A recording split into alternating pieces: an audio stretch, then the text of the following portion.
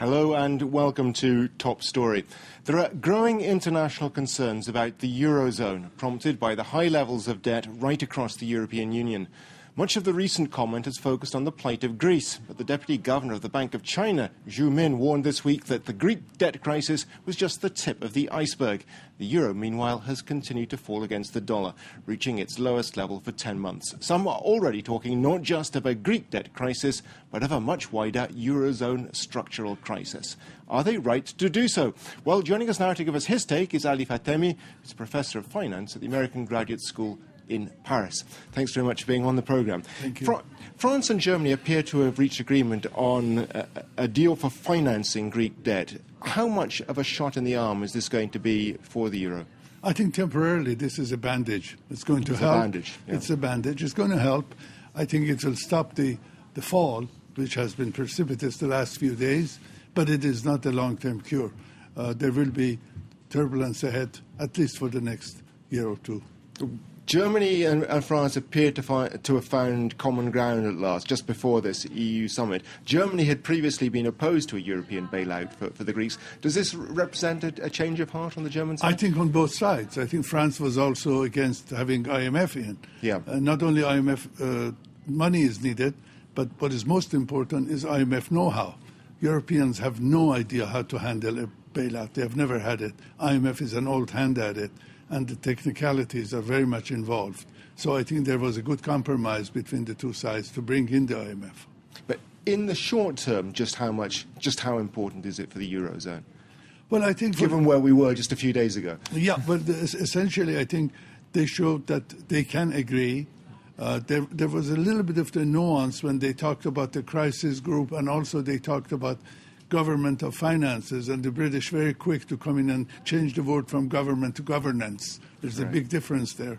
And I think the message to the markets is going to be very much a stabilizing. So, although we've had this big slide over the last 10 months, euro now at its lowest level against the dollar for the last 10 months, you don't think it's going to slide any further? You think this remedial cure at the moment is going to be enough to halt the slide for the time being? I wish I knew. But to me, I think euro still has a chance of going down. But essentially, remember, euro started at 117. It has a long way to go from the time. That's right, and it went as low as 82. So my feeling basically is that there's going to be stability in the markets for the next few days or maybe few weeks. But then the long-term problems for Europe and for euro and for the world economy as a whole, we are not out of the woods yet. Is the main reason for the fall in the euro against the dollar the fears about a Greek default?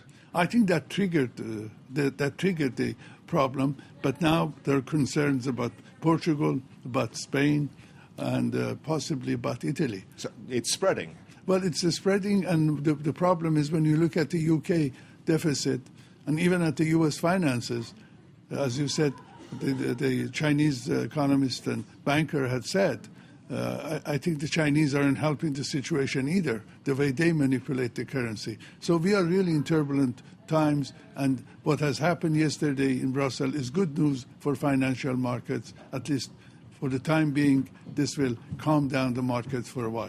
Well, as you just mentioned, the Deputy Governor of the Bank of China was talking about a eurozone structural crisis. How accurate is he to talk in those terms? Well, essentially what he's referring to is the difference that there is between the monetary policy and fiscal policy, that there is no way that the European finance ministers can coordinate to have a combined financial structure in terms of their fiscal policy. I think that's what he's referring to. He lacks the Chinese system, which is total control. And of course, it's pretty difficult for them to understand the intricacies of the European situation. But I think in the meantime, what we have to watch for beyond this current crisis is how Greece really comes through. It is going to be a very, very difficult task for Greece. It is not an easy job, and it will take at least 2 or 3 years before the reports are back and we know what's happening. It is not just one-shot deal. It takes discipline and it takes perseverance for Greece to get out of this. And the Germans are saying that one of the lessons that should be learned from this is that in the future there have to be far tougher rules, that there really have to be sanctions against member states which don't stick by the eurozone rules. Do you think they're going to be introduced? Well, the problem including is, the possibility of expulsion. Yes, see, the problem is these rules have always been there. A Stability Act, Growth and Stability Act was there. Everybody was supposed to stay within the 3%. But how do you enforce them? Yeah. You can't find them. Expulsion is a new chapter that has been opened. Maybe they talk about some kind of a sabbatical rather than abstention. If the Greeks can't make it, they may be asked to leave, go on sabbatical for a couple of years. Yeah. And I think that is something which is very new. There is no provision for that in the Maastricht Treaty, and it's going to be very difficult. I don't know how they're going to do that legally.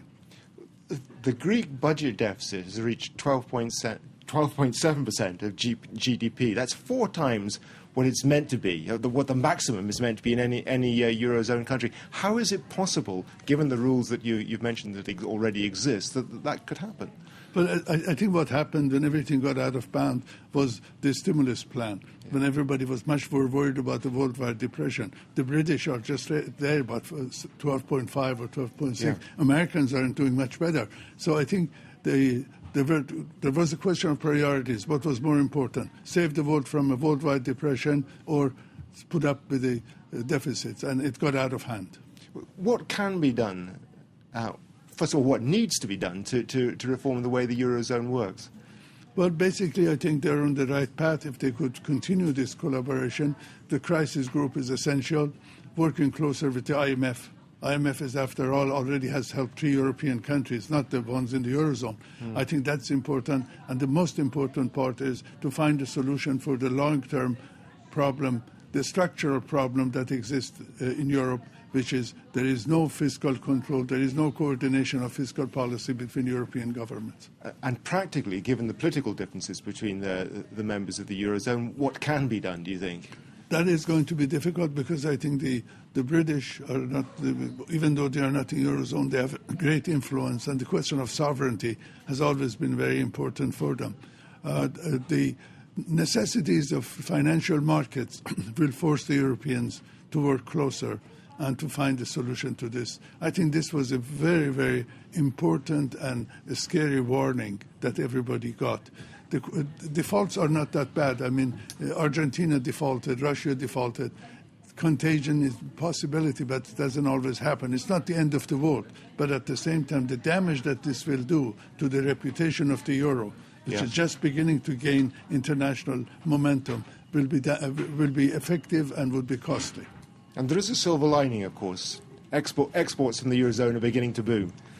Yes, the exporters will be happy, but the European tourists will not be very happy from the shopping sprees in New York.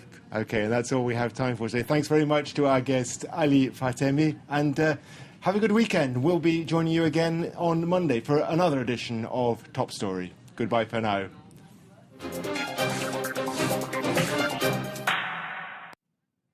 That's it for now, but we're back with a full update with Hannah Moffat in just a moment, including My Embarrassing Dad, the warts and all memoir of French President Nicolas Sarkozy's father. That's coming up in the International Press Review. Do stay with us.